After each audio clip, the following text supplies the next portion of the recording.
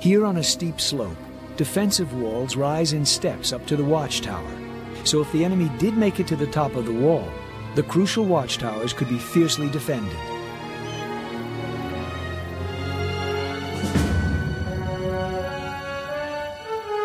The watchtowers themselves stand out beyond the wall so that archers could rain arrows down on any soldiers below. The tower had a covered area for the troops to keep warm, sleep, and store weapons. In an open area at the top, protected by battlements, the troops kept watch and could repel invaders. It is an amazing defense system, particularly when you see the terrain it was built over. This section is almost vertical as it climbs a mountain slope. Here it's only a couple of feet wide and guards a drop of more than 1,000 feet.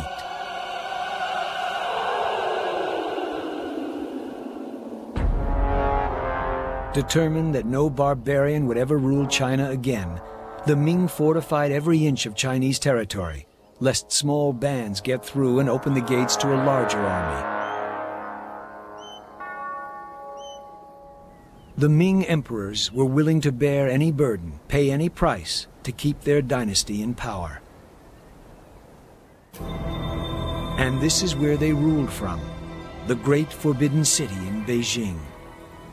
With its gardens, halls, temples, and palaces, the city sprawls over 180 acres, surrounded by a moat and formidable walls. The Forbidden City, a place of seclusion, a place where the godlike Ming emperors could rule and dwell without being inconvenienced by the ordinary citizens of his realm. Within its vermilion walls existed a life unique in all of human history.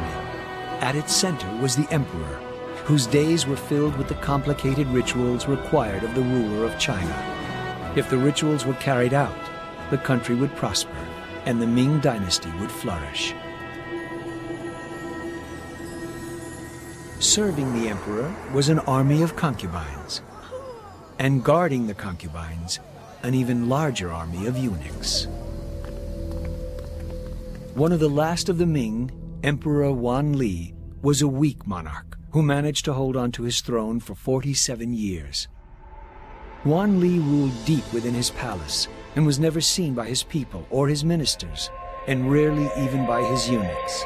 Cut off from almost everyone, he had little idea of what was happening in the country he ruled. The Ming emperors were buried in tombs north of their capital, Beijing.